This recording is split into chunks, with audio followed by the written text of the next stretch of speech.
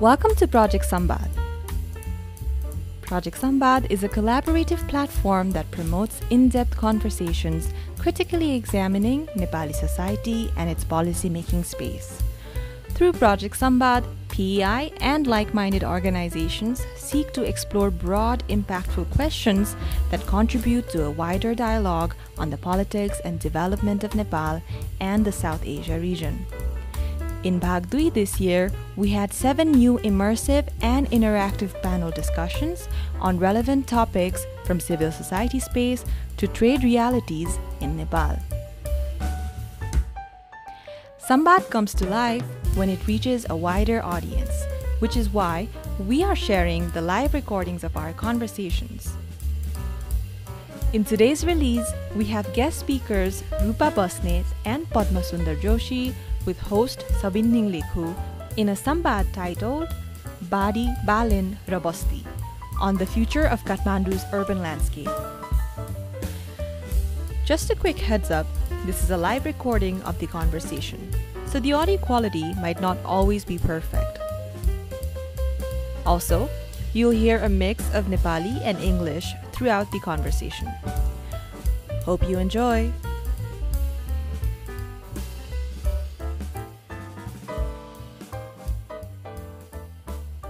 सुरुमा यो टाइटलले बोकेको थिम के हो त्यो अलिकति म 5-7 मिनेटमा यहाँहरूलाई अलिकति बुझाउने कोसिस गर्छु हैन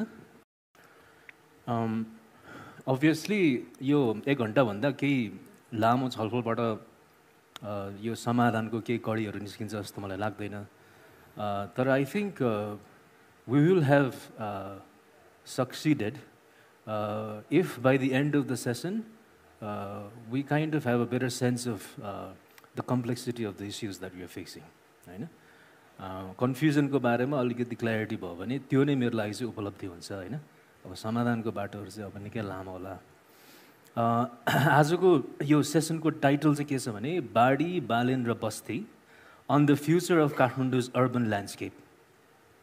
अब यो दुई चारवटा कुराहरु भन्नुपर्ने हुन्छ जस्तो हामीले बस्ती भन्दाखेरि अब you may agree or disagree त्यसलाई नगर पनि भन्न खोजेको सहर पनि भन्न खोजेको अनि त्यसभित्रका टोल र बस्तीहरू कुरा गर्न खोजेको जस्तै काठमाडौँलाई मेरो विचारमा one can easily conceive of Kathmandu as a tale of 3 cities हैन काठमाडौँभित्र 3टा सहरहरू छ भनेर त्यसरी कुरा गर्न सकिन्छ होला सामान्यतः at one level of generalisation त्यो भनेको एउटा नेवा सहर अथवा नेवा सेटलमेन्ट नेवा बस्ती एउटा भयो अर्को सुकुम्बासी बस्ती भए अनि त्यसपछि भनेको जति पनि अब फर्मल नेबरहुड भनेर त भन्न मिल्दैन होला तर यो पछि बनिएका जति पनि टोलहरू हुन्छन् जस्तै झम्सिकेल एउटा भयो होला म तिखेदेवलको मान्छे तिखेदेवल अर्को भयो होला बानेश्वर भयो होला हैन बानेश्वर अलिक धेरै पुरानो भयो सो यो चाहिँ तेस्रो किसिमको सहर भनेर किनभने यो categorisation would make sense because किनभने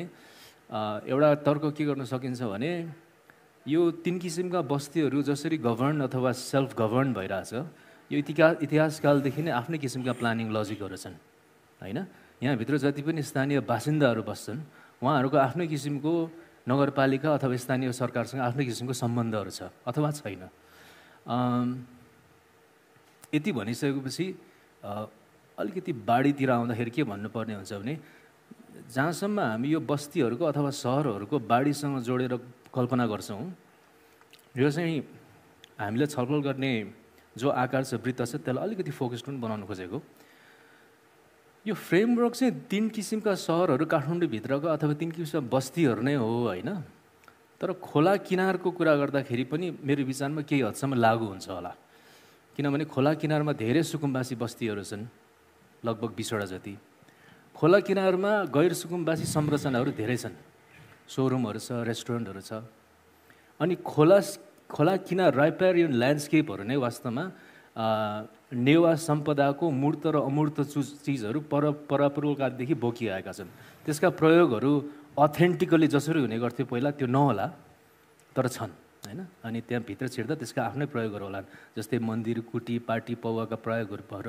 200 वर्ष अगाडि जस्तो छैन होला तर संरचना चाहिँ छ त्यो हिसाबले खोला किनारमा आफ्नै किसिमका नेवा सम्पदा बस्तीहरू पनि छन् अब हामीले बाढी भनेको चाहिँ खासमा जे सुनिन्छ त्यही हो।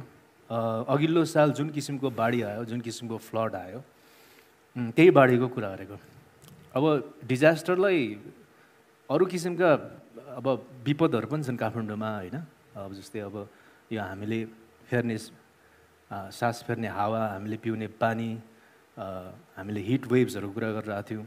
यो 3 किसिमका सहरका बासिन्दाले यी 3-4 कुरालाई भिन्न भिन्न तरिकाले दैनिक जीवनमा अनुभव गर्छन्। तर यो एक घन्टा 1.5 घन्टाको सेसनमा यसरी धेरै किसिमका विपदहरूलाई सम्झ्दाखेरि आफै छताछुल्लो भएर आफ्नै स्थिति नै डिजास्टर्स हुने डर हुनसक्छ भनेर त्यसलाई चाहिँ यो फ्लड आजभन्दा 8-9 महिना अगाडि आएको जो बाढी छ त्यसले विशेष गरी बस्तीलाई, सुकुम्बासी बस्ती र गैर सुकुम्बासी बस्तीलाई जस्तो किसिमले हिर्कायो अथवा जस्तो किसिमले बासिन्दाले सामना गर्नु पर्यो त्यो वृत्तमा रहेर हामी कुरा गर्छौँ होला। तेस्रो अन्तिम चाहिँ यो बालेन भन्ने जो छ, सो बालेन भनेको बालेन्द्र शाह नै भन्नु खोजेको होइन। बालेन भनेको केही हदसम्म अहिले काठमाडौँको मेयर भन्न खोजिएको होला, तर त्यसलाई व्यक्तिको रूपमा होइन बिम्बको रूपमा बुझौँ। बिम्ब पनि कस्तो किसिमको बिम्ब भने काठमाडौँको यो प्लानिङ हिस्ट्री हामीले पछाडि जाँदाखेरि अब मण्डला बेस्ड प्लानिङको कुरा गर्नुपर्ने हुन्छ होला। यो नेपाल राज्य भनेर जो किसिमको संरचना बनियो त्यसपछिको प्लानिङ पनि कुरा गर्न मिल्छ होला। तर अहिलेको हामी जुन समयमा बाँचिरहेको छौँ त्यो समयमा चाहिँ नयाँ नयाँ मेयरहरू स्वतन्त्रहरू जो आए उनीहरूले आफ्नै किसिमको model and modalities of governance सुरु गरे होइन। त्यसमा अब हर्क साम्पाङ पर्छ होला, बालेन्द्र शाह पर्छ होला। हामीले बालेन भनेर गभर्नेन्सको कुरा गर्न खोजेको, अनि विगत 2.5 वर्ष लगभग 3 वर्ष पुग्नु लाग्यो होला। त्यो समयमा जस्तो किसिमको wage of doing governance under the framework and logic of urban planning, त्यो किसिमको गभर्नेन्सको मोडलको कुरा गरेको होइन। त्यही भएर हामी कुरा गर्दाखेरि चाहिँ यो 3टा जो शब्दहरू छ, 3टा जो फ्रेजेसहरू छ, यसले जनाउनु खोजेको चाहिँ त्यही हो। यसको सेन्टरमा चाहिँ फेरि त्यही अघिल्लो सालको बाढीकै कुरा हुन्छ होइन। मैले यति भनिसकेपछि अब कुरालाई अगाडि बढाउँ। त्यही भएर अब मैले प्रश्न सोधेर अगाडि बढाउन पनि सक्छु, अथवा अलिकति अर्ग्यानिकली यहाँ यति कन्टेक्स्ट जेनेरेट गरेपछि यो कन्टेक्स्ट कतिको चित्त बुझ्यो बुझेन अथवा यसलाई कहाँ लिएर जान सकिन्छ, यहाँहरूले आफ्नो आफ्नो किताबबाट सुरु गर्नु भए पनि हुन्छ। म स्टार्ट गरौँ? यस।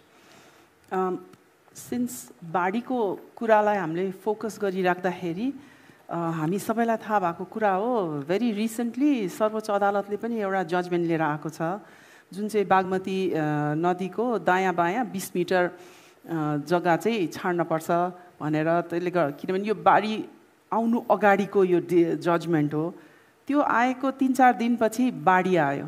त्यस पछाडि अब हामी जस्तो लिटिगेटरलाई चाहिँ के भयो भने यो त प्रकृतिले नै देखाइदियो कसरी बाढीले आफ्नो नदीले आफ्नो जग्गा कसरी लिँदो रहेछ भन्ने कुरा त प्रकृतिले नै देखाइदियो भन्ने किसिमले हामीले चाहिँ एज अ लिटिगेटर हामीले चाहिँ त्यसरी बुझ्यौँ र त्यसरी नै लियौँ।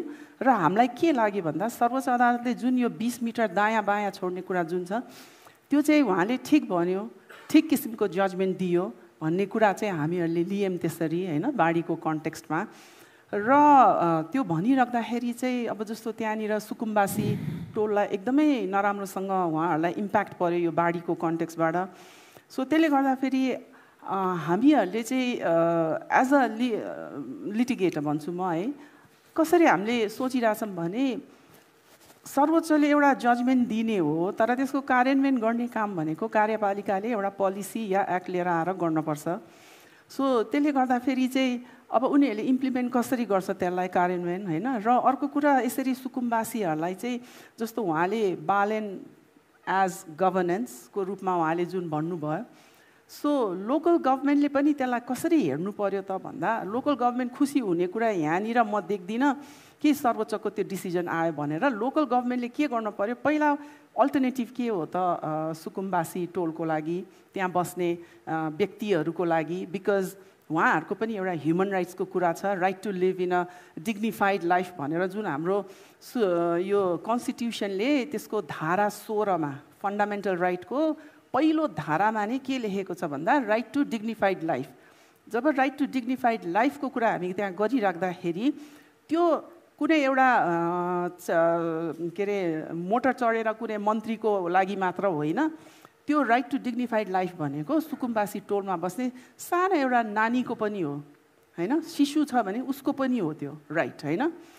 त्यसले गर्दाखेरि मलाई कस्तो लाग्छ यो लोकल गभर्मेन्टले जुन स्थानीय सरकार भनेर हामी भन्छौँ, अहिले उहाँहरूले के गर्न पर्यो, त्यस्तो व्यक्तिहरूलाई त्यस्तो हाउस होल्डहरू कति छ, पहिलो कुरो त उहाँहरूको रिसर्चकै कमी देख्छु म त्यहाँ, त्यो रिसर्च गर्न पर्यो। त्यस पछाडि उहाँहरूलाई कहाँनिर स्थानान्तरण गर्ने, किनभने यो बाढी त अब अहिले यसमा जोड्न मन लाग्यो मलाई, क्लाइमेट चेन्जलाई पनि यहाँनिर जोड्न मन लाग्यो। क्लाइमेट चेन्जको कारणले गर्दाखेरि अब यस्तो बाढी त आइएम स्योर हामीले धेरै देख्छौँ है, त्यो कारणले गर्दाखेरि उहाँहरूलाई कहाँनिर स्थानान्तरण गर्ने, त्यो कुराको पहिला उहाँहरूले रिसर्च गरेर एउटा खाका तयार पार्न पर्यो होइन। त्यो सँगसँगै उहाँहरूको त्यसपछि कोअर्डिनेसन भनेको त यो स्थानीय विकास मन्त्रालयहरूसँग, हाउसिङ मन्त्रालयहरू जो छन् उहाँहरूसँग हुन पर्यो। किन भन्दाखेरि अगेन म कन्स्टिट्युसनलाई जोडौँ फेरि, राइट टु हाउसिङ भनेको सबैलाई दिएको छ, राज्य त्यो कन्स्टिट्युसनले नै राइट टु हाउसिङ भनेर एज अ फन्डामेन्टल राइटको रूपमा सबैलाई दिएको छ। त्यसले गर्दाखेरि उहाँहरूको पनि राइट टु हाउसिङ छ, तर कस्तो किसिमको हाउसिङ भन्दा जहाँनिर चाहिँ उहाँहरू सेक्योर्ड हुनुहुन्छ, जहाँनिर उहाँहरू सेफ हुनुहुन्छ यस्ता डिजास्टर्सहरूबाट होइन। सो त्यो कारणले गर्दाखेरि लोकल गभर्नेन्सको यहाँनिर मैले देखेको उहाँले कुरा गरिराख्दाखेरि चाहिँ त्यो एउटा खाका तयार गर्नु छ, उहाँले रिसर्च गर्नै पर्छ, इट्स अ नेसेसिटी देख्छु म होइन। र खाका तयार गरेर कसरी कहाँनिर उहाँहरूलाई स्थानान्तरण गर्ने भन्ने कुराहरूको उहाँहरूले त्यसमा चाहिँ निकै होमवर्क गर्नुपर्छ जस्तो लाग्छ मलाई। जुन हाम्रो इभन मन्त्रालयहरूकै कुरामा हेर्ने हो भने पनि त्यो भइराखेकै छैन, जस्तो अघि मात्र हामीले कुरा गरिरहेको थियो। पोलिसीमा पनि देयर सो मेनी ग्याप्स होइन, पोलिसी लेभलमै पनि हेऱ्यो भने त्यस्तो किसिमको खाका अझसम्म पनि खासै तयार भएर त्यसलाई इम्प्लिमेन्ट भइराखेकै छैन। So these are the things I think यो वाटरको इस्युजहरूमा बाढीको कुरामा गर्दाखेरि चाहिँ मैले देखेको। र यसमा मलाई अर्को जोड्न मन लागेको होइन, जस्तो क्लाइमेट चेन्जको कुराहरू पनि हामीले गरिरहेको छ, त्यो कन्टेक्स्टमा हामीहरू कोपमा पनि जान्छौँ होइन, हाम्रो रिप्रेजेन्टेसन हुन्छ नेपालबाट। सो त्यस्तो अवस्थामा पनि हामीले कस्तो किसिमको फन्डिङहरू लिएर आइरहेका छौँ, बिकज हामीले कतिवटा न्युजहरूमा पनि देखिरहेका छौँ नि, लाइक फन्डिङ लिएर आयो यो, so is it a fund actual fund or is it a loan है, त्यो कुराहरू पनि हामीले बुझ्नु धेरै जरुरी छ। एज अ सिभिल सोसाइटी पनि मलाई कस्तो लाग्छ भने त्यसको क्वेसन पनि हामीले त्यस्तो मन्त्रालयहरू जो चाहिँ त्यहाँ गएर रिप्रेजेन्ट गरिरहेका हुन्छ उहाँहरूलाई चाहिँ सोध्नु जरुरी छ कि जस्तो मलाई लाग्छ। सो त्यही हो जस्तो लाग्छ मलाई अहिलेलाई। अब उहाँहरूले भन्दै गर्दा I think more issues will come up. ठिक छ, त्यो जस्तै अब यो त लार्जली यो गुदी चाहिँ नछुटोस्, तर संवाद त इन्फर्मल भएकै राम्रो होइन। मैले अघि एउटा छुट्याएको छु गुदी, त्यो चाहिँ यो चाहिँ जति पनि साथीहरू चाहिँ नि if you are watching this live on screen, त्यो तपाईँ if you have any questions feel free to drop it in the messages, and त्यो क्वेसन चाहिँ towards the end of the session we'll visit the questions. दाइको के छ यसमा भन्ने कुरो त निकै धेरै छ, कसरी संश्लेषित रूपमा राखौँ भन्ने चाहिँ सोच्दैछु। सबभन्दा पहिला बस्तीकै कुरा गरौँ, त्योभन्दा अगाडि बालेनबाट कुरा गरौँ जस्तो लाग्यो। हुन्छ, अहिलेको मेयर काठमाडौँका मेयर बालेन शाह, उहाँले त्यो बस्तीहरू खास गरेर सुकुम्बासी बस्तीहरूको बारेमा उहाँले जुन अहिले व्यवहार गरिराख्नु भएको छ, म चाहिँ रेट्रोस्पेक्टमा हेर्दाखेरि हामी लगभग त्यही सोचमा थियौँ। हामीले बुलडोज त गरेनौँ सुरुमा, यो म 1997को कुरा गर्दैछु। हामी चाहिँ यो सुकुम्बासी बस्ती भनेको हटाउनुपर्छ, यो बाहिरबाट आएका मान्छेहरूलाई राख्नु हुँदैन भन्ने पक्षमा थियो। म पनि सिभिल इन्जिनियर हुँ, उहाँ पनि अब सिभिल इन्जिनियर नै हुनुहुन्छ। हाम्रो सोच चाहिँ अलि एकदम मेकानिकल हुँदो रहेछ, टेक्निकल कुराहरू बुझ्ने, सामाजिक कुराहरू नबुझ्ने। तर काम गर्दै जाने कुरामा चाहिँ हामीले बिस्तारै बुझ्न थाल्यौँ समाज भनेको मात्र त्यो मेकानिकल्ली सञ्चालन नहुँदो रहेछ, अझ अर्बन भनेको त एकदम यति कम्प्लेक्स हुँदो रहेछ। यसमा थुप्रै कुराहरू त्यो स्ट्रेट लाइनमा जाँदैन रहेछ, कुन कता जोडिया छ कुन कता जोडिया छ सबै हुँदो रहेछ। तर एउटा समाज, त्यसमा सहरी समाज बन्नको लागि चाहिँ यहाँ थुप्रै खालका मान्छेहरू हुन्छन्, जात जातिका हिसाबले पनि फरक होला, आर्थिक अवस्थाको हिसाबले पनि फरक होला, पेसाको हिसाबले पनि फरक होला। त्यसले त्यो सबैलाई समष्टिगत रूपमा चाहिँ अगाडि लिएर गयो भने मात्र सहर चाहिँ बन्न सक्छ भन्ने कुरा बुझ्नलाई हामीलाई 1-1.5 वर्ष जस्तो लागेको थियो। नत्र होइन फुटपाथ पसल पनि यो लखेट्नुपर्छ, यो सुकुम्बासी बस्ती पनि भत्काउनुपर्छ भन्ने सोचमा थियो। त्यहाँबाट फर्केर हेर्दाखेरि के हो भने सहर बनाउने भनेको चिल्लो गाडी चलाउनेले मात्र गर्दो रहेनछ, वास्तवमा उसले सबभन्दा कम गर्दो रहेछ। सहर त कसले बनाउँछ भने जसले चाहिँ कुचो लगाउँछ बिहानदेखि, जसले तपाईँको घरमा दुध पुर्याइदिन्छ, जसले तपाईँको कपाल काटिदिन्छ, तपाईँलाई खानु पर्दाखेरि तरकारी पुर्याइदिन्छ, होइन, औषधि पसल राखिदिन्छ। यी सबै बनेर पो सहर बन्दो रहेछ। त्यसैले सहर भनेको फर्मल कुराहरूको मात्र कङ्ग्लोमेरेसन होइन, त्यसमा इन्फर्मल धेरै कुराहरू हुन्छ। त्यो इन्फर्मेलिटीलाई हाम्रो इन्जिनियरिङमा भनौँ अथवा हाम्रो शिक्षामा एजुकेसनमा चाहिँ इन्कर्पोरेट गरेको छैन। हामी मेकानिकल्ली बनाउँछ, घर बनाउनु पऱ्यो के चाहियो, डन्डी चाहियो, त्यो इँटा चाहियो, सिमेन्टी चाहियो, बालुवा चाहियो आदि इत्यादि। हामीले धेरै अर्थमा चाहिँ डकर्मी चाह्यो र सिकर्मी चाह्यो भन्ने कुरो पनि भुल्छौँ। अनि त्यो डकर्मी र सिकर्मी किन टाइममा आउँछ आउँदैन भन्ने कुरा पनि भुल्छौँ। त्यसैले सहरलाई बुझ्ने हो भने सबभन्दा पहिला त्यो पक्ष बुझ्नु पर्दो रहेछ। मैले चाहिँ यहीँ काम गर्ने क्रममा सिकेको कुरा भएकोले तपाईँले अहिले बालेन जुन कन्टेक्स्ट बताउँदै हुनुहुन्छ त्यो कन्टेक्स्टमा चाहिँ मैले भन्नु खोजेको। अब बस्तीको कुरा आयो, त्यो बस्ती चाहिन्छ कि चाहिँदैन, अब त्यो कति डिजास्टर एरियामा एप्रोप्रिएट ठाउँमा बसेको छ छैन भन्ने दोस्रो कुरा हो। तर सहर भनेको यी सबै कुराहरू मिलेर बनेको हुन्छ। युनिफर्म कुराहरूले चाहिँ सहर बन्दो रहन्छ। सहर होइन कुनै पनि समाजै बन्दैन, सहर त अझ कम्प्लेक्स हुने नै भयो, होइन। त्यसैले त्यसमा त्यति भनौँ। अब बाढीतिर आउँ। बाढीतिर आउँदाखेरि पहिला प्लानिङको अलिकति कुरा गरौँ जस्तो लाग्यो। अघि सबिनजीले उठाउनु भयो 1969मा राजा महेन्द्रको पालामा लास्टतिर कहिले हो, त्यस बेला काल पुस्चा भन्ने एकजना ठुलो अर्बन प्लानर जसले नेपालको प्लानिङमा यति धेरै कन्ट्रिब्युट गरेको छ, उहाँ चाहिँ अस्ट्रियन हो। उहाँले चाहिँ युएनडिपीको सपोर्टमा चाहिँ यो Kathmandu valley physical development plan भन्ने एउटा रिपोर्ट तयार गरेछ। तपाईँहरू कोही काठमाडौँको प्लानिङमा इन्ट्रेस्टेड हुनुहुन्छ भने पक्कै हेर्नुहोस् त्यो डकुमेन्ट। त्यो इभेन धेरै कुरा आज पनि काम लाग्ने कुराहरू छ। त्यसले के भन्छ त भनेर भन्दाखेरि यहाँ यो सहरलाई बनाउने हो भने 3टा कुराहरू चाहिँ मेन कुरा हेर्नुपर्छ भनेर भन्छ। एउटा उसले के भन्छ भन्दाखेरि यो पुरानो सेटलमेन्टहरू एकदम कन्जेस्टेड भयो, यसलाई डिकन्जेसन गर्नु पर्यो भन्छ। काठमाडौँको त्यसबेला काठमाडौँ भन्दाखेरि कोर काठमाडौँ अहिलेको यो असन इन्द्रोचोक पुरानो नेवार बस्ती, त्यो बस्तीमा चाहिँ त्यसबेला 335% पर हेक्टरमा बस्दा रहेछ। 1 हेक्टरमा 335 जना मान्छे बस्दा रहेछन्। इट्स टु कन्जेस्टेड, डिकन्जेसन भनेर उसले डिकन्जेसनको प्लान बनाएको छ। अब सहर कहाँ लाने त भनेर भन्दाखेरि एग्रिकल्चर एरिया चाहिँ कन्जर्भ गर्नुपर्छ भन्ने अर्को उसको दोस्रो प्लान थियो। र तेस्रो भनेको अब त्यसको सहर कहाँ लगेर राख्ने त भन्दाखेरि यस्तो ठाउँमा राखौँ जहाँ चाहिँ कन्टेनमेन्ट पोलिसी भन्छौँ हामी, कन्टेन गर्नुपर्छ। यो सहरलाई चाहिँ छरपष्ट जान दिनु हुँदैन, एउटा ठ्याक्क एरिया भन्नुपर्छ। जस्तो पाटनको एक्सपेन्सन भनेको सानेपा एरिया हो भनेर छुट्याइरहेको छ, त्यहाँ काठमाडौँको चाहिँ ताहाचल एरिया हो अनि महाराजगञ्ज एरिया हो भनेर प्लान बनाएर छुट्याइदिएको थियो। अब यसको डिटेलमा नजाउँ, तर एउटा प्लानिङ थियो। त्यो प्लानिङलाई अगाडि लानु पर्थ्यो। राजा वीरेन्द्र चाइनाको भ्रमणमा जाँदाखेरि त्यहाँबाट एउटा उपहार बोकेर आउनुभयो गजबकै, अहिलेको रिङ रोड। त्यो रिङ रोड त्यस बेलाको त्यो प्लानिङको एकदमै बर्खिलाप थियो, गर्नै हुँदैन थियो। काठमाडौँ बिगार्ने पहिलो काम अहिलेको रिङ रोडले गर्यो भन्छु म। त्यसले चाहिँ त्यो स्प्रल गर्नको लागि चाहिँ हेल्प गरिदियो। एउटा कन्टेन गरेर जुन किसिमबाट प्लानिङ गर्ने भन्ने थियो त्यो भएन।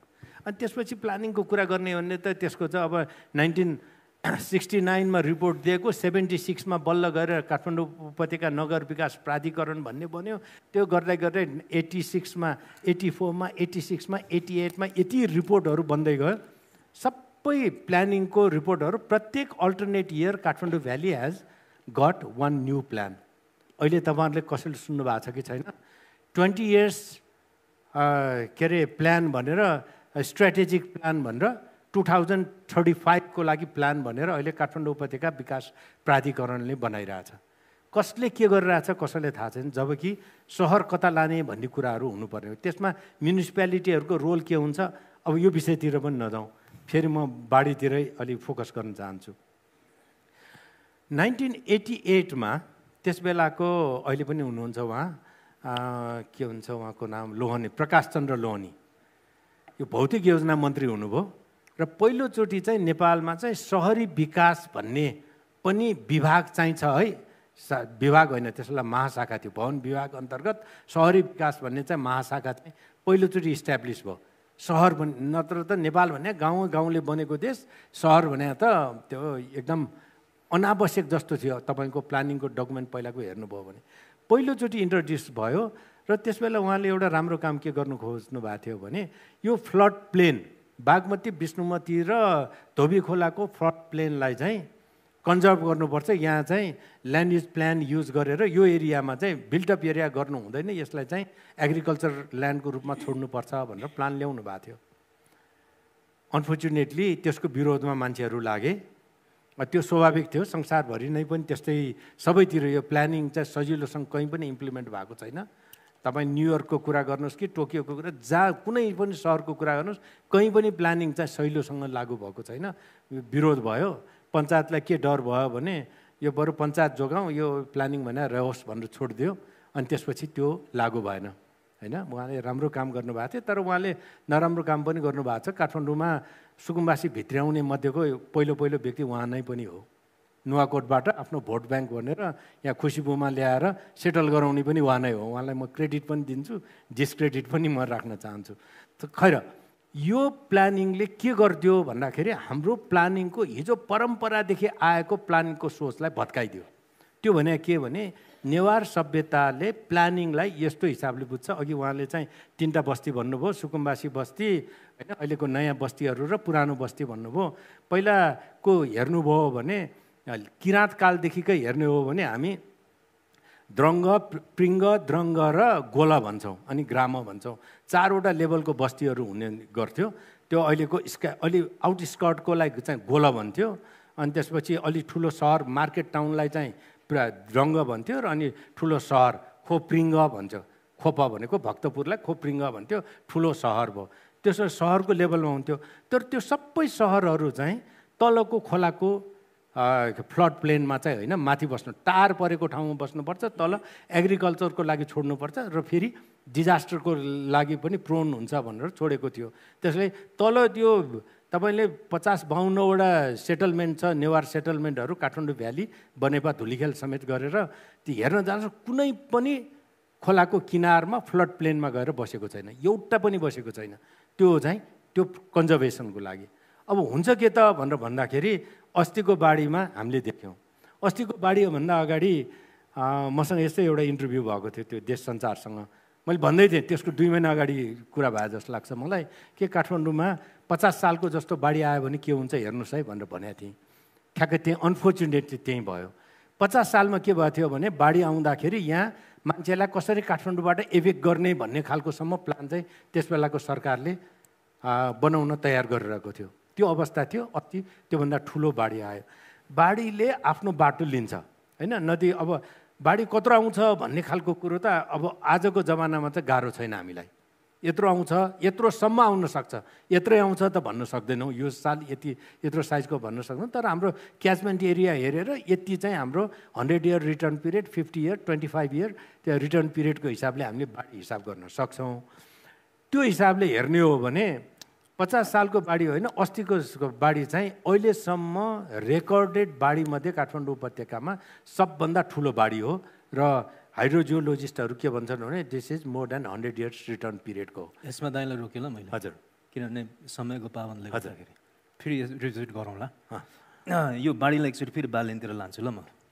हुन्छ हुन्छ। खास यो बालेन भनेर बिम्बको रूपमा प्रयोग गर्नुको अर्को कारण चाहिँ के पनि हो भन्दा, जस्तै यसले नयाँ किसिमको यो models and modalities of urban governance त ल्यायो, त्यसमा नि भित्र छिरेर हेर्दाखेरि यो चाहिँ यो बस्ती र बाढीसँग एकदम सान्दर्भिक हुन्छ जस्तो लाग्छ मैले यो अगाडि सार्न लागेको तर्क। त्यो चाहिँ के हो भने यो 79 सालको जब बालेनले चुनाव लड्छु भनेर लाग्नुभयो, त्यसपछि उहाँको त्यो चुनावी पर्चाहरू हेर्दाखेरि, पछि विभिन्न ठाउँमा गएर दिएका इन्टरभ्यूहरू हेर्दाखेरि, अनि उनले मेयर जितेपछि उनको 100 दिनको जो इभ्यालुएसन हुन्छ, जो आफैले पनि उनले गरे अनि पत्र पत्रिकाहरूले पनि निकाले, त्यो हेर्दाखेरि के देखिन्छ भने जस्तै बालेनको फोकस अथवा बालेन टाइपको यो मेयरल गभर्नेन्सको फोकस चाहिँ जस्तै 3टा कुरामा जान्छ होइन। एउटा चाहिँ यो वेस्ट म्यानेजमेन्ट काठमाडौँको, अर्को चाहिँ सडक पेटीलाई खुला राख्ने, अनि तेस्रो चाहिँ सम्पदाको संरक्षण र सम्वर्धन गर्ने। त्यो किन भन्दाखेरि त्यो कुनै मौलिक समयमा फर्किने भन्दाखेरि पनि यहाँबाट चाहिँ एक किसिमको टुरिज्म प्रमोट गरेर रेभेन्यू गर्न सकिन्छ, रेभेन्यू जेनेरेट गर्न सकिन्छ भन्ने उहाँको बढी देखिन्छ। तर यो 3टै कुराहरू हेर्दाखेरि एउटा आर्गुमेन्ट के डिस्टिल गर्न सकिन्छ जस्तो लाग्छ भने कता कता एक किसिमको उनको आइडियोलोजी चाहिँ एक किसिमको सौन्दर्य शास्त्रले पीडित हो कि जस्तो लाग्छ मलाई। त्यहाँ त्यो एस्थेटिक्स बढी देखिन्छ। The politics of every day life भन्दाखेरि पनि एस्थेटिसाइजेसन अफ अर्बन पोलिटिक्स चाहिँ बढी देखिन्छ। किनभने अब फोहोर हटाउनु पऱ्यो भन्ने कुरा पनि सुन्दर बनाउनेतिर जान्छ नि त होइन। जस्तै सडक पेटी खाली गर्नु पऱ्यो भन्दा पनि सहरलाई अलिक सुन्दर बनाउनेतिर जान्छ। अनि जति पनि नेवास सम्पदा संरचनाहरू छन् तिनको प्रवर्धन गर्नु पऱ्यो भन्दाखेरि पनि अलिकति सहरलाई सुन्दर बनाउनेतिर जान्छ। यो एक किसिमको सौन्दर्य शास्त्रले हावी भएको जुन प्लानिङ लजिक छ नि, त्यसमा हामीले विपदको कुरा गर्दाखेरि जस्तो किसिमको लोकल लेभलबाट इन्टरभेन्सन आउनुपर्ने हो त्यो आउँछ र भन्ने एउटा चाहिँ क्वेसन थियो होइन।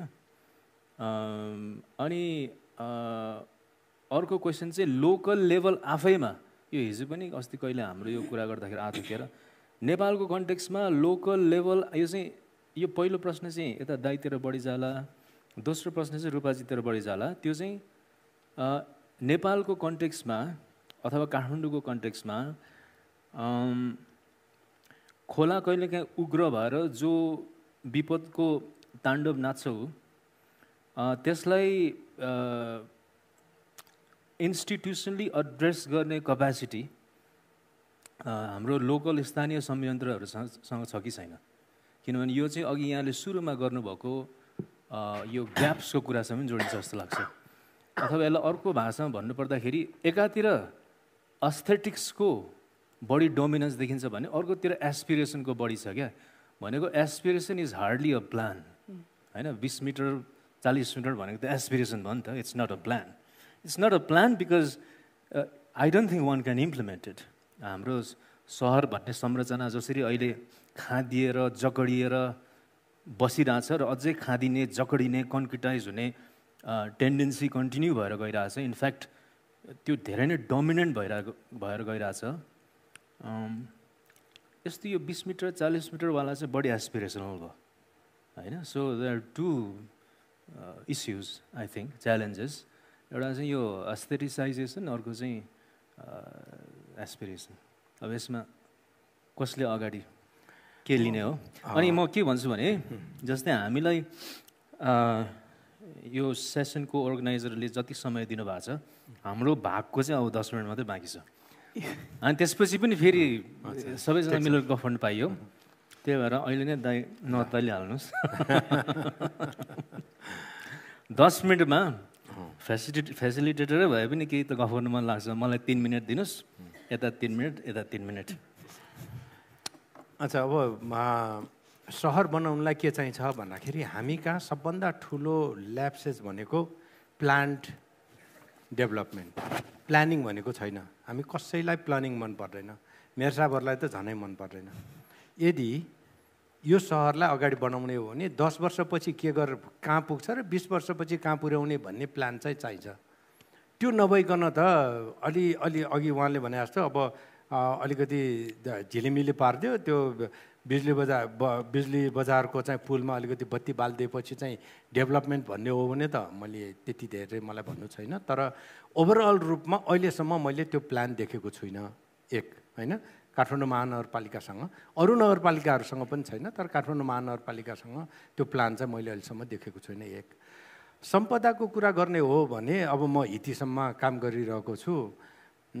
एउटा अहिलेसम्ममा अहिलेको नयाँ नगरपालिकाले एउटा हिती चाहिँ बनाएको मलाई थाहा छ, त्यो चाहिँ मेहनतै गरेर बनाएको हो। त्यो चाहिँ नक्सालको हिती एउटा चाहिँ काम गरेको छ। त्योदेखि बाहेक 100 भन्दा बढी हितीहरू छन्।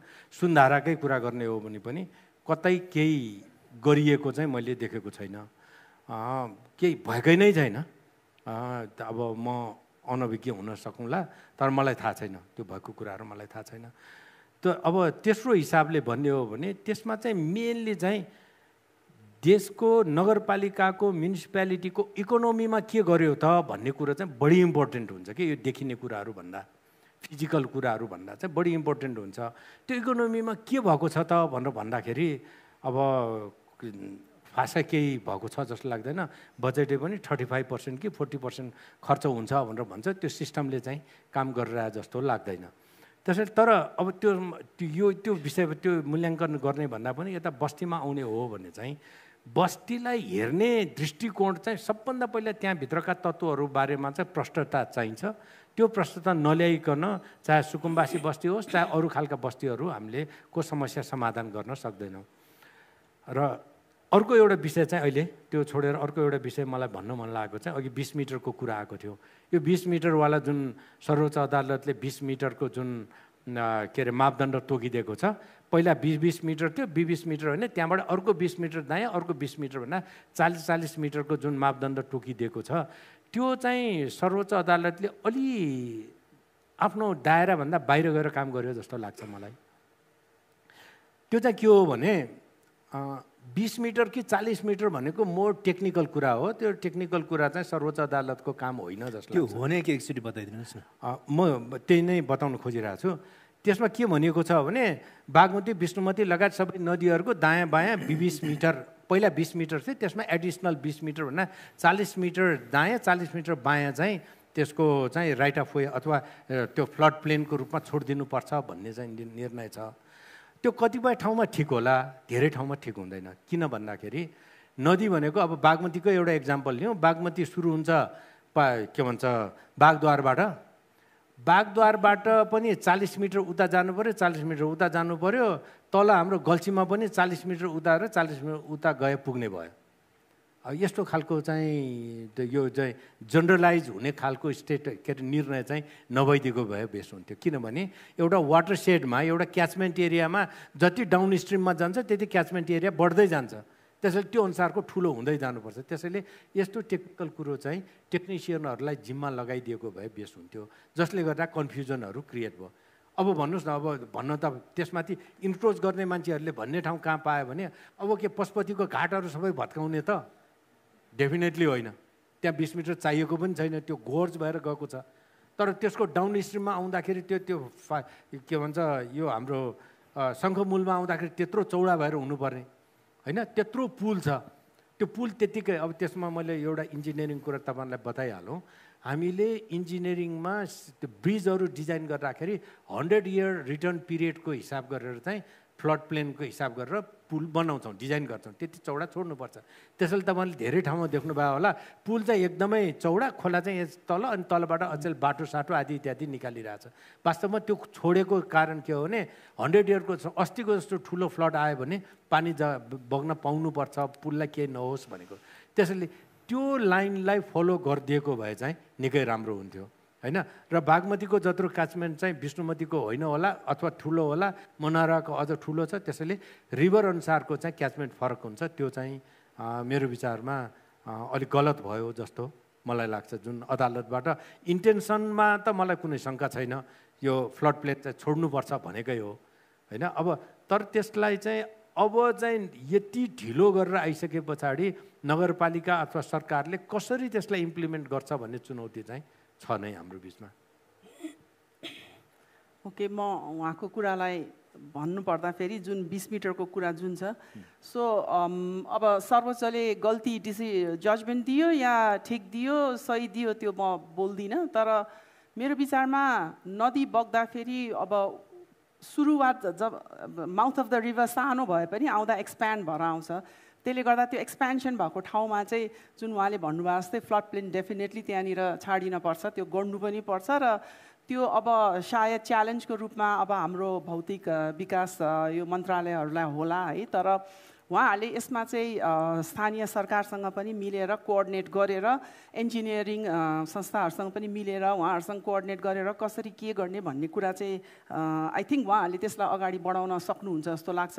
अब सर्वोच्चले 20 मिटर भन्यो भन्दैमा 20 मिटर गर्नुपर्छ भन्ने त छैन, त्यसमा माथि तल पनि हुनसक्छ। प्लस अर्को कुरा यो सरकारले नै रिभ्यूको लागि दिएको छ पुनरावलोकनको लागि, त्यसले गर्दाखेरि अब यसको डिसिजन चाहिँ त्यो पुनरावलोकनको त्यो हियरिङ भइसके पछाडि फेरि उहाँहरूले कस्तो डिसिजन जजमेन्ट दिनुहुन्छ त्यसमा भर पर्छ। अब यो अहिले नै यसमा यही गर्नु भन्ने कुरा चाहिँ हुँदैन। र एस्थेटिक कुराको गर्दाखेरि चाहिँ आई थिङ्क हाम्रो डेभलपमेन्ट हाम्रो विकासमा जहिले पनि एउटा मैले देखेको ल्याकिङ चाहिँ यो राइट बेस्ड डेभलपमेन्ट चाहिँ हामीले हेरिराखेकै छैनौँ।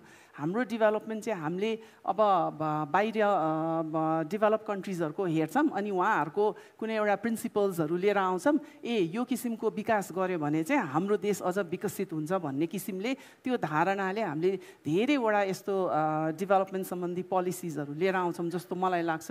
राइट बेस्ड डेभलपमेन्ट भन्नाले जस्तो अघि उहाँ PS सरले पनि भन्नुभयो, त्यो सानोभन्दा सानो ट्रेडर्स जस्तो भेन्डर्सहरू हुन्छ नि, उहाँहरूको पनि राइटको कुरालाई लिएर त्यो अनुसारको कुनै पनि सहरलाई विकास गर्दाखेरि त्यो उहाँहरूको इन्ट्रेस्टलाई पनि हेरेर त्यो अनुसारको पोलिसिजहरू बनाउनुपर्छ। तर अहिले आएको पोलिसिजहरू मैले कस्तो देख्छु भने इन्टिग्रेटेडै छैन, mostly they are focused on यो बिग एन्टरप्राइजिङ हाउसेसहरू है। सो त्यो हुनु भएन होइन। मलाई न्यू रोडमा एकदम सफा चट्ट न्यू रोड चाहिएन, मलाई ठाउँ ठाउँमा फुटपाथमा स्ट्रबेरी बेचेको, मोजाहरू बेचेको, रुमालहरू बेचेको जुन हाम्रो अझ 2-3 वर्ष अगाडि थियो उहाँहरूले पनि गर्न पाउनुपर्छ, द्याट्स देयर राइट होइन। त्यो कुरा सुनिश्चित गर्ने काम त स्थानीय सरकारको पनि त्यहाँनिर हुनुपर्छ। सो त्यस कारणले गर्दाखेरि हामीले राइट बेस्ड डेभलपमेन्ट अप्रोचबाट हामीले हेरिराखेकै छैनौँ, कुनै पनि पोलिसिजहरू त्यो गरेकै छैन।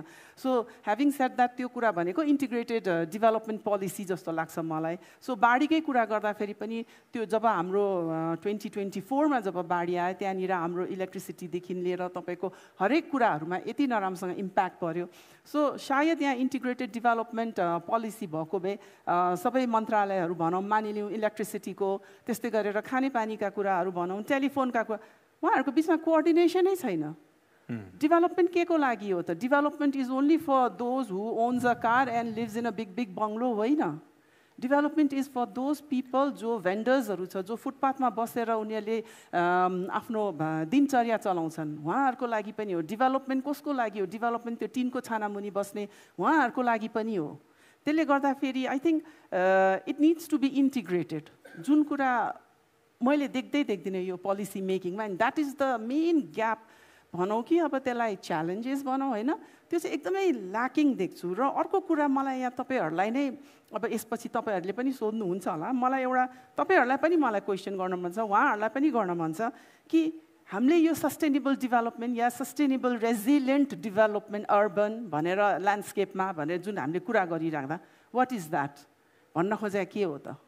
सस्टेनेबल रेजिलियन्ट डेभलपमेन्ट हामीले के भन्न खोजिरहेका छौँ त त्यसलाई होइन।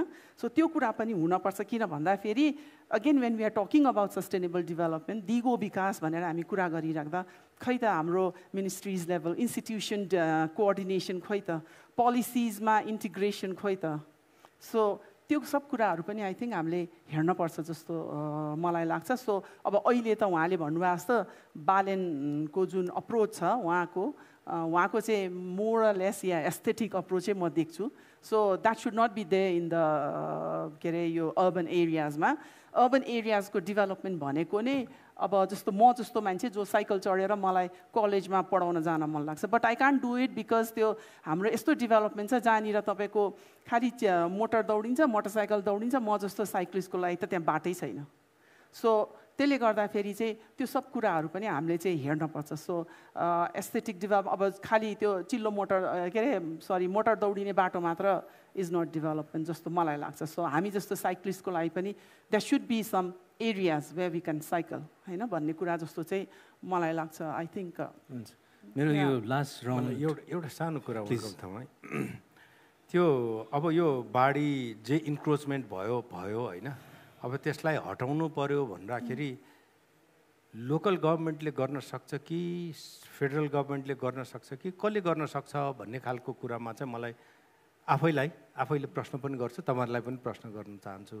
त्यो चाहिँ के भने हाम्रो लोकल गभर्मेन्ट बन्छ लोकल भोटबाट, पपुलर भोटबाट मान्छे जित्छ। त्यहाँका मान्छेहरूको अगेन्स्टमा गयो भने उसको भोट काटिन्छ, ऊ भोलि वडाध्यक्ष पनि हुनेवाला छैन, मेयर पनि हुनेवाला छैन, कोही पनि हुनेवाला छैन। जबकि तर त्यो त प्रकृति हो, त्यसलाई हामीले कन्जर्भ गर्नुपर्छ।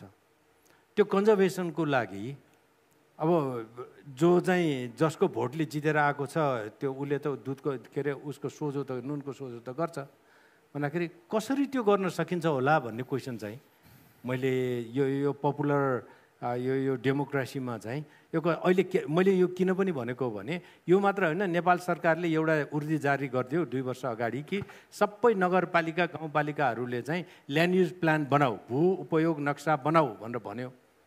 अधिकांशले बनाएन।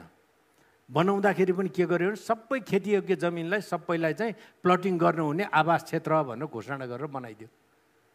अब त्यो सबैको पछाडि चाहिँ उसले त्यहाँको स्थानीय जनतालाई रिजाउनु बाहेक अर्को उसको उद्देश्य थिएन भन्दा त्यो कन्टेक्स्टमा हाम्रो रिभरहरूको कसरी कन्जर्भ गर्ने भन्ने च्यालेन्ज चाहिँ कसरी एड्रेस गर्छ मलाई प्रश्न सोध्नुभयो भने मसँग त्यसको जवाब छैन।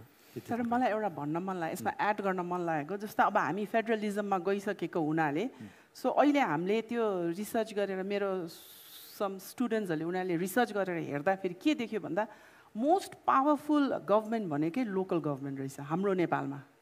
त्यसले गर्दाखेरि चाहिँ जुन किसिमको अब यस्तो रिभर एन्क्रोचमेन्ट नहोस्, रिभरलाई कसरी विकास गर्दै कन्जर्भ गर्दै लाने होइन भन्ने कुराहरूमा चाहिँ मेजर से भनेको हाम्रो लोकल गभर्मेन्टकै हुन्छ। सो त्यो कारणले गर्दाखेरि सायद अहिलेको फेडरलिजममा स्टिल हामी अझ नयाँ भएको हुनाले मेबी यो फेडरलिजमको एक्सर्साइज अझै नपुगिराखेको हुनाले उहाँहरूले उहाँहरूको पावरलाई नबुझिराख्नु भयो कि भन्ने जस्तो चाहिँ मलाई लाग्छ। त्यसमा एउटा सानो कुरा मैले जोडेँ, यो स्थानीय सरकारको कुरा गर्दा म अस्ति त्यहाँ काँकडभिट्टा गएको थिएँ, मेची नगरपालिकामा। त्यहाँ यस्तै केहीमा बोल्नु थियो। त्यो नगरको मैले पछिल्लो 3 वर्षको बजेट हेर्दाखेरि, किनभने त्यो बजेट पुस्तिका त वेबसाइटमै हुन्छ होइन, त्यहाँ के देखियो भन्दाखेरि इन्ट्रेस्टिङली मैले त्यो अब भेटिन्छ होला जस्तो लागेको थिएन। विपद प्रतिकार्य भनेर वर्षेनी बजेट छुट्टाकै छ क्या। त्यो चाहिँ अब प्रतिक्रियाभन्दा फरक भयो नि त, विपद आउनुभन्दा अगाडि नै त्यसको सामना कसरी गर्ने भनेर त्यो किसिमको बजेट छुट्टाएको रहेछ क्या। अब एउटा चाहिँ यो लोकल लेभलको गभर्मेन्टले विपदसँग कसरी जुझ्ने भन्ने कुरामा चाहिँ अब त्यो शीर्षकमा काठमाडौँमा बजेट छुट्टाएको छ कि छैन मलाई थाहा छैन। दाइ अब ललितपुरको एडभाइजर हुन्छ, ललितपुरले छुट्टाएको छैन, यदि छुट्टाएको छ भने त्यसको आकार कति हो, अनि यसको आकार यति हो भनेर निर्धारण गर्ने प्रक्रियाहरू के हुन्, त्यो आफ्नो ठाउँमा छँदैछ। त्यसको बारेमा पछि कुराहरू होला। मेरो अन्तिम प्रश्न चाहिँ यो अलिकति सुन्दाखेरि कता थियोरिटिकल फिलोसफिकल भए पनि मेरो विचारमा एकदमै प्र्याक्टिकल क्वेसन जस्तो लाग्छ, अथवा यसले प्र्याक्टिकल रेस्पोन्स खोजेको हो कि जस्तो लाग्छ। यो चाहिँ अब अनफर्चुनेटली दाइमा बढी रेलिभेन्ट हुन्छ होला किनभने उहाँले हिती प्रणाली भनेर किताब पनि निकाल्नु भएको छ अघिल्लो साल, पढ्नु भएको छैन भने किनेर पढ्नु होला। मेरो विशेष गरी दाइलाई प्रश्न के भने, किन हामीले विपदको कुरा गरिरहेको छौँ अनि हामीले शासन प्रणालीको कुरा गरिरहेको छौँ होइन, अनि हामीले बस्तीको कुरा गरिरहेको छौँ, त्यसमा पनि सुकुम्बासी बस्तीको कुरा गरिरहेको छौँ। अब कति भाषीहरू कस्तो बनिन्छ भने नेवा सम्पदा अभियानमा लाग्ने अभियानकर्ताहरूको एउटा खेमाले चाहिँ बस्ती काठमाडौँमा देखिनु हुँदैन, किनभने सम्पदा बिगार्यो सभ्यता मेट्यो भन्ने पनि छ नि त। भनेको यो बस्ती बालेन र बाढी चाहिँ तीनटै यो 2 किसिमका सहर अथवा बस्तीहरूसँग एकदम जोडिएको हो।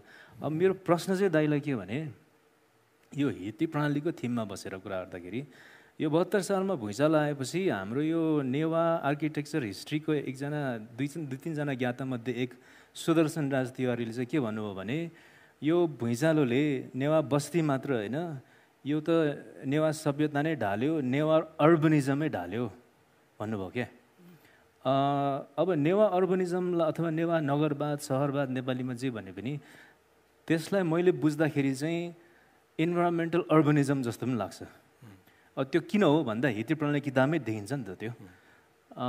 त्यसको बारेमा यदि त्यो हो भने if you agree that one could conceive of neo-urbanism as a form of environmental urbanism, where nature and environment is at the heart of this particular ism. यदि त्यो हो भने त्यो किन र कसरी हो एक, अनि अर्को चाहिँ अहिलेको यो नयाँ समयमा भनौँ अथवा आधुनिक समयमा हामी बाँचिरहेको समयमा त्यो किसिमको रैथाने अथवा आदिवासी ज्ञान प्रणालीभित्र अहिलेको हाम्रो विपद अथवा जलवायु परिवर्तनले हाम्रो अगाडि सारेका जति पनि विपदहरू छन् त्यसलाई सामना गर्ने ज्ञान चाहिँ अथवा ज्ञान होइन विज्ञान चाहिँ आदिवासी अथवा परम्परागत अथवा रैथाने ज्ञानमा छ कि छैन।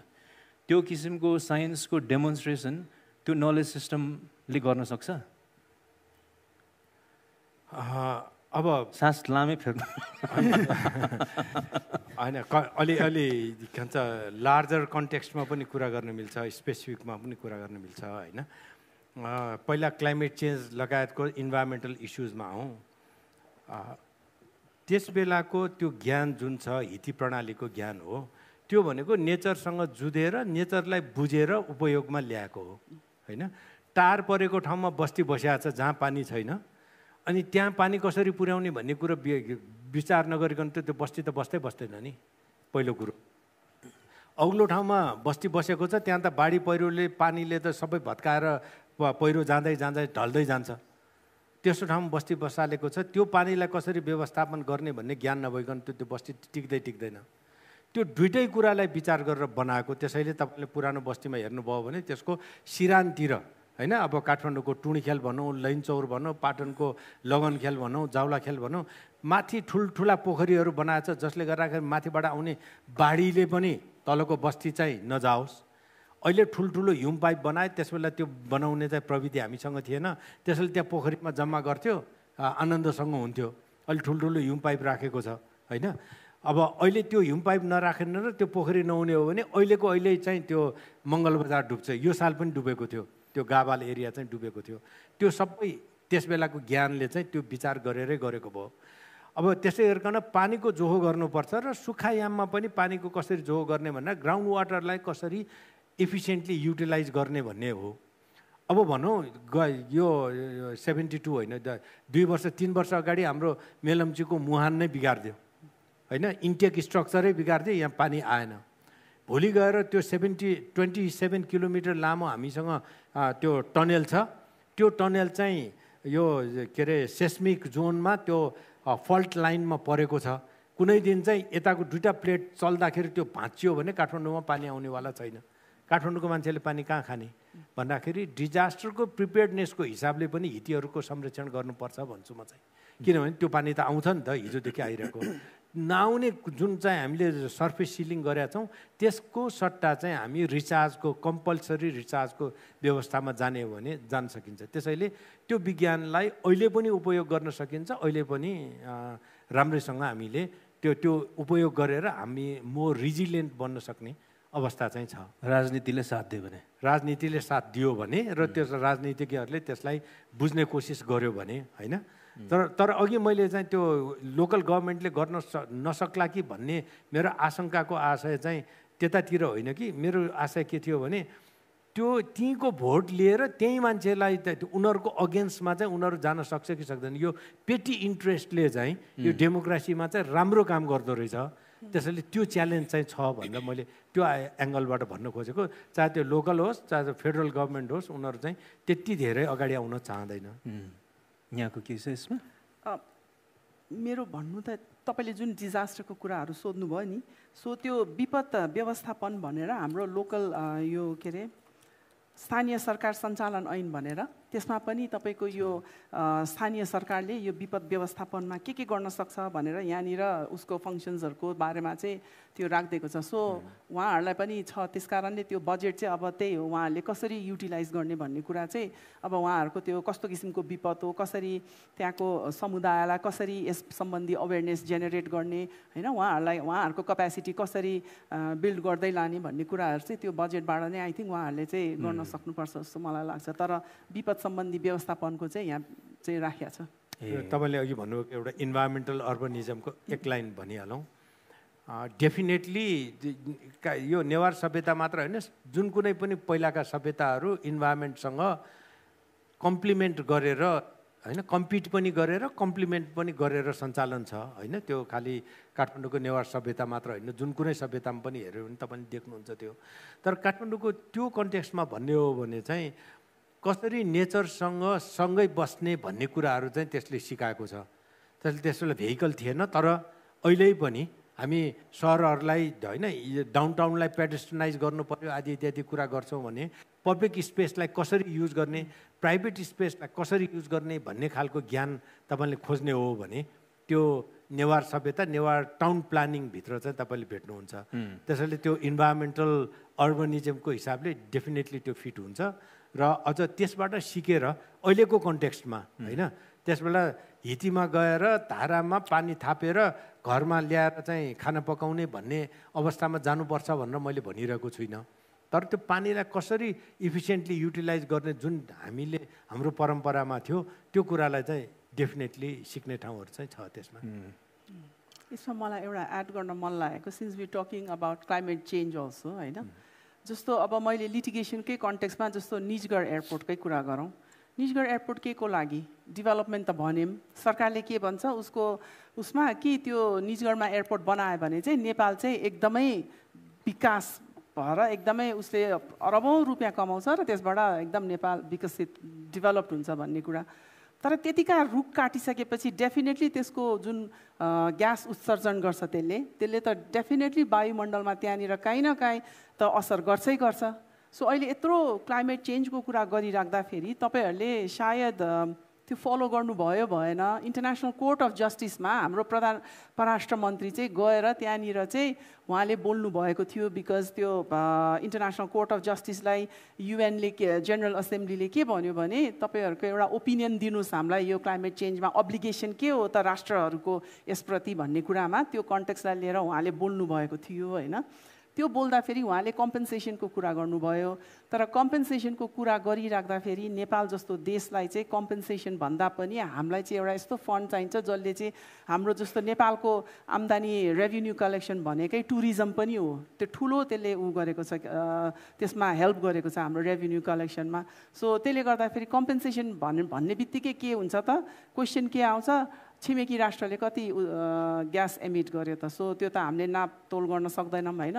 सो त्यो कारणले गर्दा लस एन्ड ड्यामेजमा जस्तो हाम्रो मन्त्रालयबाट जानुहुन्छ कोपमा, उहाँहरूले बोल्नु पर्यो, त्यो सम्बन्धित उहाँहरूले फन्डिङहरू लिएर आउनु पर्यो, not as a loan but as a fund ग्रान्टको रूपमा उहाँहरूले लिएर आउनु पर्यो, त्यस सम्बन्धी काम गर्न पर्यो। जस्तो अब निजगढकै कुरालाई मैले लिएर जोड्दाखेरि पनि अब डेभलपमेन्ट भनिरहेको छ हामीले, जस्तो हामी अब बाढीको पनि कुरा गरिरहेको छौँ, हामी बस्तीको पनि विकासको कुराहरू गरिरहेका छौँ, विशेष गरी सुकुम्बासी बस्तीहरूको पनि उहाँहरूको विकासको कुराहरू गरिरहेका छौँ। त्यो फन्डिङहरू पनि आइरहेको छ, त्यो जान्छ कता, उहाँहरूको विकासमा त भइरहेको छैन। सो त्यसले गर्दाखेरि आई थिङ्क यो सब कुराहरू चाहिँ लाइक मैले अगाडि भने जस्तै इन्टिग्रेटेड हुन पर्यो क्या। डेभलपमेन्ट पोलिसी भनेकै एकदमै इन्टिग्रेटेड हुन पर्यो, फ्रम वाटरदेखि लिएर तपाईँको रोडदेखि लिएर तपाईँको एनर्जीका कुराहरूदेखि लिएर त्यो सबै कुराहरू चाहिँ हामीले एउटा त्यसको छुट्टा छुट्टै पनि हुनुपर्छ, but then it should be integrated and एउटा बडी हुनु पऱ्यो जसले त्यो कुराहरूलाई चाहिँ पोलिसी इम्प्लिमेन्ट भयो भएन भन्ने कुराहरू चाहिँ हेर्न पर्यो। यसमा मैले देखेको त नेसनल प्लानिङ कमिसनै देख्छु, किनभने उहाँहरू भनेको थिङ्क ट्याङ्क हो, उहाँहरूले यो सम्बन्धीको पोलिसिजहरू यस्तो ल्याउन पर्यो कि जसले गर्दाखेरि चाहिँ भोलिको दिनमा चाहिँ त्यो इन्टिग्रेटेड डेभलपमेन्ट पोलिसी भनेर जुन नेपालले लिएर आउँछ त्यो अनुसारको, जस्तो उहाँले भन्नुभएको छ नेवा बस्ती इन्डिजिनियस हो, त्यो हैन त्यस्तै गरी हामी तराईमा गयो भने थारूहरूको देख्छौँ इन्डिजिनियस हो त्यस्ता इन्डिजिनियस नलेजहरूलाई चाहिँ हामीले लिएर आएर हाम्रो पोलिसीमा राख्न पर्यो नट द्याट त्यो बाहिर विदेशमा उनीहरूले कुनै एउटा प्रिन्सिपल स्ट्याब्लिस गरेर लिएर आएको त्यो कुरा होइन हाम्रोमा त इन्डिजिनियस नलेज ल्याउनु पर्यो जुन हामीले गरिरहेका छैन हाम्रो पोलिसी पनि एकदम भेरी मच कोलोनाइज जस्तो लाग्छ क्या मलाई त्यसले गर्दा हाम्रो इन्डिजिनियस नलेजहरू के हो त खोइ त हामीले एक्सप्लोर गरेको त्यसलाई रिसर्च गर्नु पर्यो नि त्यसलाई पोलिसीमा ल्याउनु पर्यो अनि त्यसलाई इम्प्लिमेन्ट गर्नु पर्यो त्यो गर्ने बित्तिकै के हुन्छ भन्दा वी नो कि कसरी हामीले यो इन्भाइरोमेन्ट जुन उहाँले भने जस्तै इन्भाइरोमेन्ट अर्बनाइजेसनकै कुराहरू गऱ्यौँ भने पनि त्यो कसरी चाहिँ रेजिलियन्ट हुन्छ त्यो सोसाइटी कसरी रेजिलियन्ट बन्छ भन्ने कुरा त्यहाँबाट पनि हामीले सिक्छौँ जस्तो लाग्छ मलाई चाहिँ Thank you for tuning in to Project Sambad. If you found the conversation insightful and crave more lively interaction from the audience, hop over to Policy Entrepreneurs on YouTube for the complete live broadcast. To sound out your thoughts and reflections, join the conversation on LinkedIn, Instagram, and Twitter, all at Project Sambad.